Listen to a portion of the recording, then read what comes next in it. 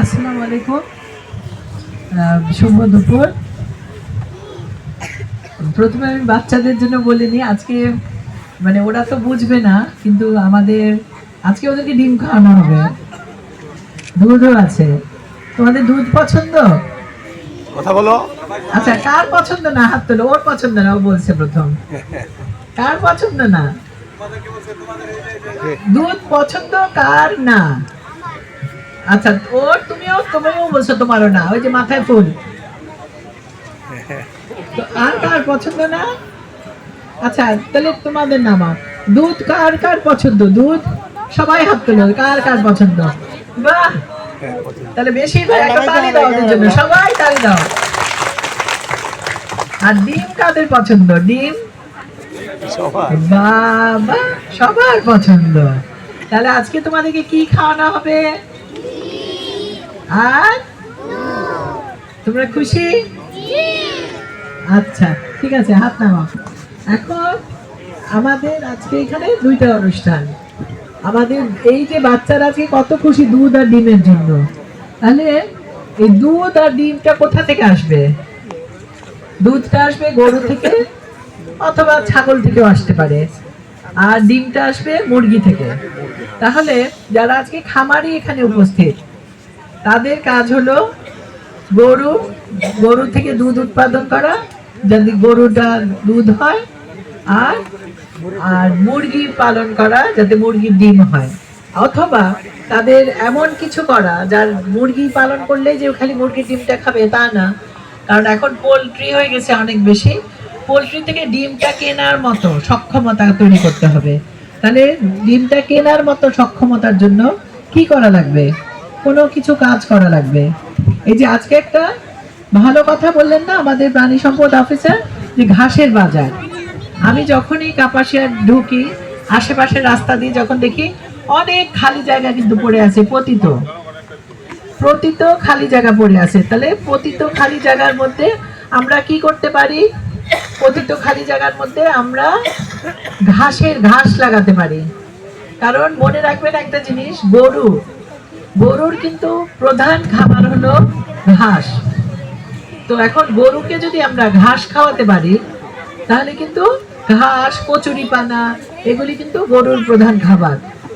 এখন গরুকে যদি আমরা এটা খাওয়াতে পারি, তাহলে গরুটার দুধটা ভালো হয় এবং ঘন হয় দুধ।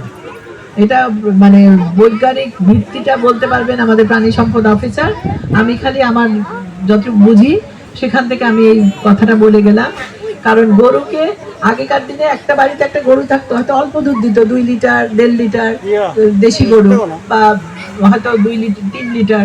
কিন্তু ওই গরুটাকে কি খাওয়ানো হতো? বাড়ির ভাত রান্না করলে ভাতের ফ্যান, তারপরে আপনার কি বলে যাও, ওই তো হ্যাঁ, মানে এইসব জিনিস খাওয়ানো হতো। কিন্তু এখন গরুকে অন্যান্য ফিড খাওয়ার জন্য, অন্যান্য জিনিস দেওয়ার জন্য গরুকে কিন্তু আমরা ঘাস থেকে চলে আসছি।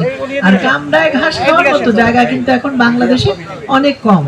তা আমি এখানে যারা কম বয়সী, আমি বারবার ছাত্রলীগকে বা ছাত্রলীগ, যুবলীগ, যুবকদেরকে আমি বারবার অনুরোধ করব একটা জিনিস, যে তারা যেন তাদের বাড়ির আশেপাশের জায়গাগুলির মধ্যে যে কোনোভাবে এই ঘাসের যদি বাজারে বিক্রি করার জন্য নেপিয়ার ঘাস, জার্মান ঘাস, আর একটা যদি কি পাকচং, হ্যাঁ, এই 3 ধরনের ঘাস যদি লাগায়, তাহলে আমাদের ঘাসটা কিন্তু যদি আমরা তখন যদি আমরা অনেক চাষ করতে পারি কাপাসিয়াতে, তাহলে কিন্তু আমাদের আশেপাশের জেলাগুলিতেও আমরা ঘাস বিক্রি করতে পারবো।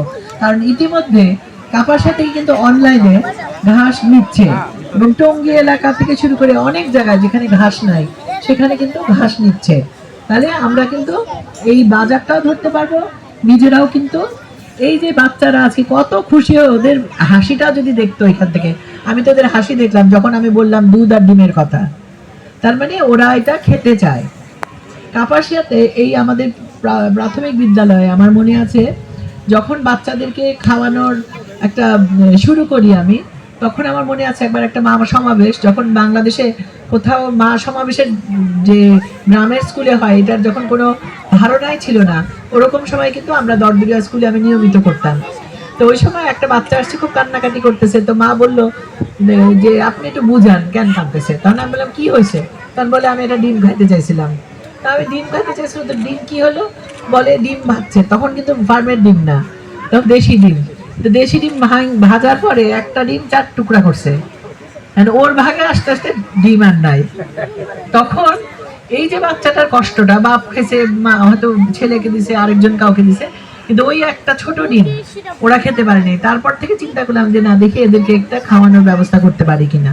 তো এখন মনে করেন, তারপরে করোনার পরে দেখলাম অনেকের কিছুটা আর্থিক অবস্থারও উন্নতি হয়েছে, আর ঠিক ওরকম ম্যানেজমেন্টটা ওরকম করতে পারলাম না বলে তখন আর ওদেরকে ওরকম দিচ্ছি না। কিন্তু এখানে আমাদেরকে মনে রাখতে হবে যে তাদের যাদের বাবা মা আছে বা যারা খামারি, তারা যদি উৎপাদনটা বাড়াতে পারে, যদি একটা দামের মধ্যে রাখতে পারে, আয়ত্তের মধ্যে, তাহলে কিন্তু এই বাচ্চাগুলির জন্য এটা উপকার হবে।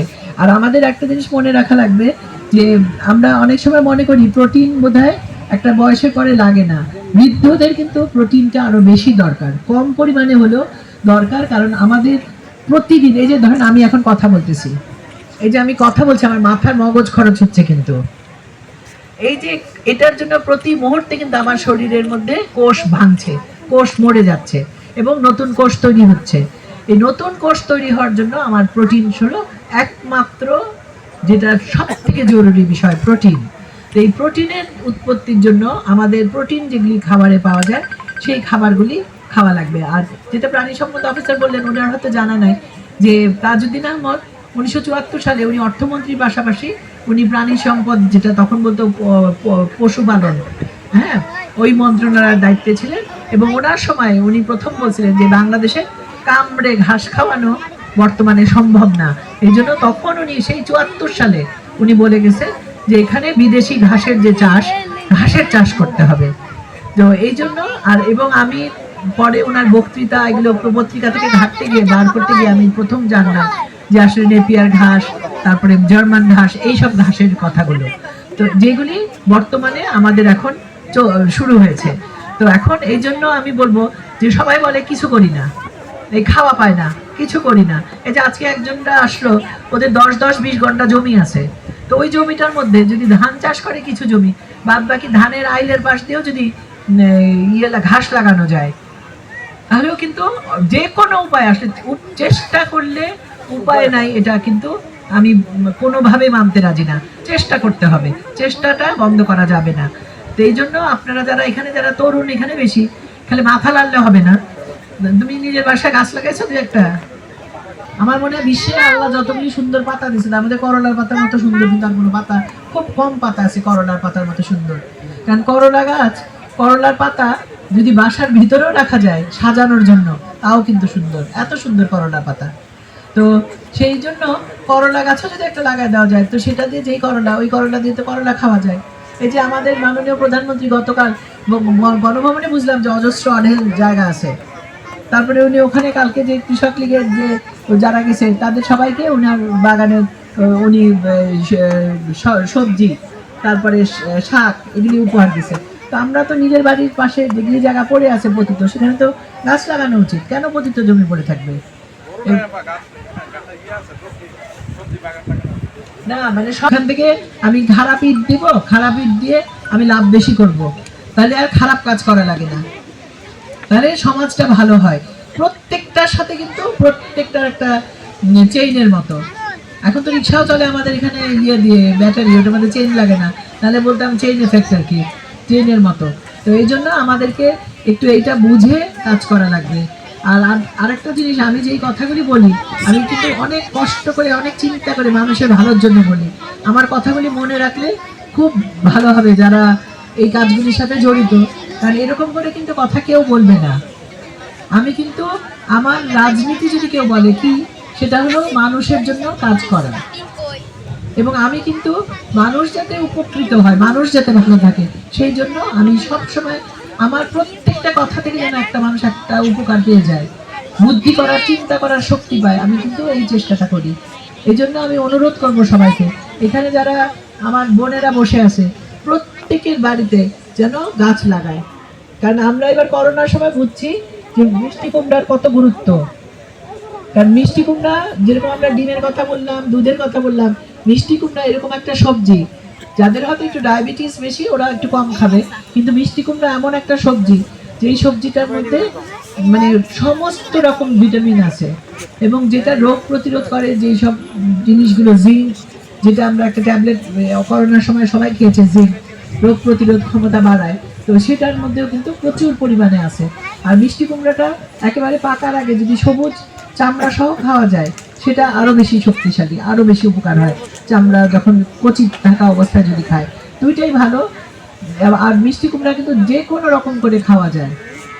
তো এখন আর আমরা যেন দুধের দিকে বেশি মনোযোগী হই। আর দুধের একটা কথা বলে দিই, দুধের ল্যাকটোজ নামে একটা জিনিস থাকে, যেটা অনেকেই দুধ কিন্তু হজম করতে পারে না। তো এই জন্য যারা হজম করতে পারে না, তো বিদেশে ল্যাকটোজটাকে বাদ দিয়ে দুধ তৈরি করে, ল্যাকটোজ ফ্রি বলে, কিন্তু আমাদের দেশে এখনো ওরকম ল্যাকটোজ ফ্রি করা যায় না। না, এই জন্যই বলতেছি, এই জন্য দুধটা যাদের হজম হয় না, তারা দই তৈরি করে খাবেন। আর গরমের সময় দই বানানো তো গ্রামের তো সবাই অসাধারণ দই বানায়, যেটা শহরের খুব কম মানুষরা বানায়। তো দই তৈরি করে খেলে তার দইটা কিন্তু অনেক ভালো, কারণ দইয়ের মধ্যে যে ব্যাকটেরিয়া থাকে, ওই দইয়ের ব্যাকটেরিয়া কিন্তু আমাদের হজমের জন্য সব থেকে উপকারী। আমাদের পেটের ভেতরে পোকামাকড় আছে, এটা জানা আছে সবার। তো ওই পোকামাকড়ের মধ্যে যেটা সব থেকে উপকারী পোকা, সেই পোকাটা কিন্তু দইয়ের মধ্যে থাকে। তো এই জন্য দই খাওয়াটা খুব উপকারী। দই যদি একটু করেও খাওয়া যায়, টক দই চিনি না দিয়ে, তাহলে সেটা কিন্তু সব থেকে ভালো। তো এই জন্য দুধ যাদের সহ্য হয় না সরাসরি দুধ, তারা দই বানায় খাবেন, তাহলে ভালো হবে। এই কথাগুলি কিন্তু আমাদের মনে রাখতে হবে। আর যেটা আমাদের প্রাণী সম্পদ অফিসার বললেন কোলেস্ট্রলের কথা, যে যেটা উনি পুরাটা বলছেন, আমি সংক্ষেপে বলি এইচডিএল, এলডিএল। এলডিএলটা ক্ষতিকারক, কিন্তু ওই ক্ষতিকারক পুরাটা না, 100 পর্যন্ত ক্ষতিকারক না। এলডিএল ছাড়াও কিন্তু মানুষ বাঁচতে পারে না, হ্যাঁ, মানুষ শরীর বাঁচে না। কিন্তু এইচডিএল যেটা আমাদের গড়পড়তা, আপনারা যদি আমার কথা আজকে শুনে থাকেন, যারা শুনছেন, তারা যদি রক্ত পরীক্ষা করান আগামী কয়েকদিনের মধ্যে, প্রত্যেকের এইচডিএল দেখবেন 30-এর নিচে বা 25 থেকে 30-এর মধ্যে। 25 থেকে 30 থাকাটা খুবই খারাপ, কারণ এইচডিএলটা হলো খুবই দরকারি, যেটা অবশ্যই 50-এর উপরে থাকা উচিত। বাংলাদেশের মানুষের খাদ্যাভ্যাসের কারণে এটা কোনো অবস্থাতেই বাড়ে না, কারণ আমরা শাকসবজি খাই অতিরিক্ত সিদ্ধ করে। অতিরিক্ত সিদ্ধ করলে শাকসবজির থেকে যেই আমাদের শরীরে যেই ভালো জিনিসটা যাবে, সেই জিনিসটা যায় না। আজকে আমি এই কথাগুলি এই জন্য বলতেছি, এখানে যারা আসছেন বেশিরভাগই খামারি। বাচ্চাদের সাথে তো প্রথম একটা বলে দিলাম, আর একটা গল্প বলে শেষ করব। কিন্তু যারা এখানে আসছেন